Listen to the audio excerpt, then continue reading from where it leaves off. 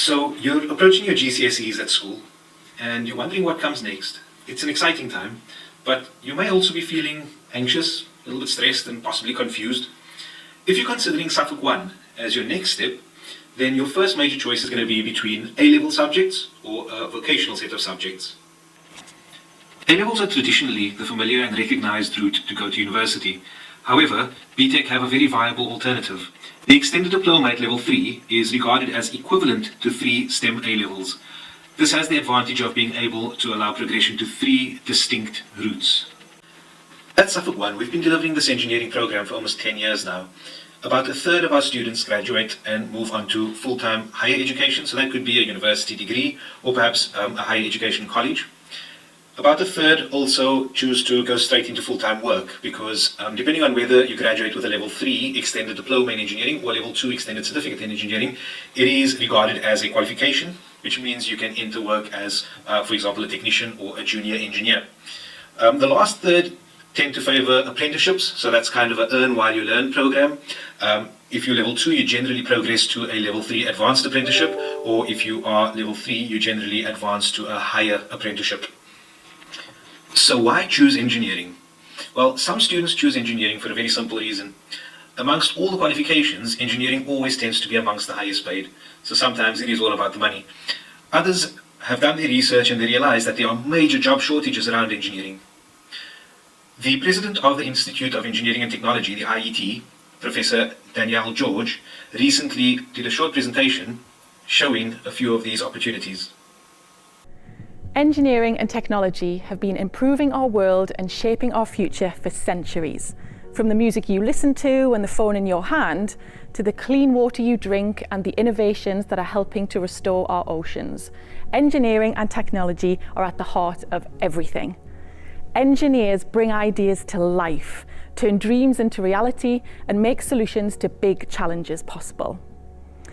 We want young people to know that whether they're into sports, music, fashion, flying, healthcare, or improving our climate, there is a place in engineering and technology. 1 in 5 people in the UK work in engineering, but it's no secret that we face a nationwide skills shortage. 203,000 people with engineering skills will be required each year to meet demand through to 2024.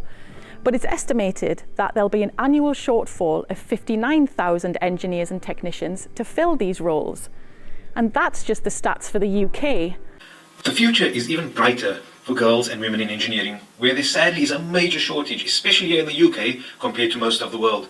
There are loads of opportunities for events, conferences, awards, dinners, and activities focused on improving the number of girls and women interested and following a pathway in engineering and STEM subjects on the whole. There is no need to have previous experience in engineering, as everything is taught from fundamentals. However, a good grade and confidence perhaps in maths is essential, as we assume a basic competence at the start of the program. So a minimum of a 6 in maths, and 4 other GCSEs at 4 or preferably above, including English and a science or engineering subject. The course itself is a mix of enabling units. Those are units like maths, mechanical principles, electrical principles, hydraulics, pneumatics and materials. And then application units. So those are ones where you use the enabling units to solve problems. So design and manufacture, or managing an engineering project, or continuous improvement techniques. And then there are some units that cover both aspects. So they take you from the fundamentals all the way through to how you apply them and solve problems, such as computer-aided drafting or CAD, and microcontrollers, where you use actual theory-based software simulations as well as the hardware in the kits. The course overall is roughly 70% theory and 30% practical activities. And those practical activities are a mix of things that could be computer-based or classroom-based and also workshop-based. There are 7 mandatory units and 8 optional units from various categories. So they're grouped in things like mechanical units or electrical units, and there are. And we choose these based on 2 factors really. The first factor is being what industry needs at this given time, and the other one is the experience and the knowledge of the staff members. We're quite fortunate, as all of our teachers have worked out in industry, and we have a wealth of knowledge in the curriculum content as well as experience of what it takes to be successful out in the engineering workplace itself. Our aim really then is to equip students to hit the ground running when progressing from Suffolk 1. The timetable at Suffolk 1 is quite simple. There are 2 lessons a day, a morning and an afternoon one, which means over the course of a week there are 10 sessions available.